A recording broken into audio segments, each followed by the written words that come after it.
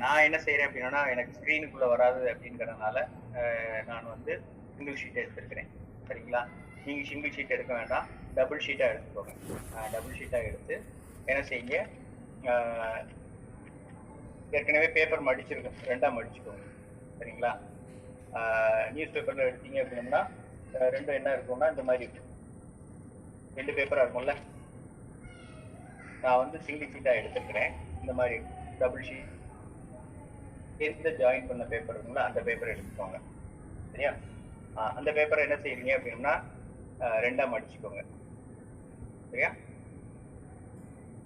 ரெண்டா மடிச்சு தான் இருக்கும். சரிங்களா? உங்களுக்கு அந்த ரெண்டா மடிச்சு தான் அந்த பேப்பர் இருக்கும். உங்களுக்கு குழப்பம் அப்படின்னா நானுமே டபுள் ஷீட்டே எடுத்துக்கிறேன். ஒரு நிமிஷம் வெயிட் பண்ணுங்க. நானும் அதே டபுள் ஷீட் எடுத்துக்கிறேன். ஸோ ரெண்டு பேப்பர் டபுள் ஷீட்டை தான் நம்ம எடுத்துக்கிறோம். டபுள் ஷீட்டு இங்கே இருக்கு. ஓகேவா? தெரியுதா எல்லாருக்கும்? இந்த மாதிரி டபுள் ஷீட்டாக இருக்குது. ரெண்டு பேப்பரை தான் எடுக்கணும். கதை சொல்றது நல்லா இருக்கும். ஸோ அதனால இதை ரெண்டாக மடிச்சுக்கணும். புக் பேஸ் மாத்திரம். சரிங்களா? புக் பேஸில் மாற்றினீங்கன்னா ஏற்கனவே பேப்பர் இருக்கிற அதே வடிவம் தான்.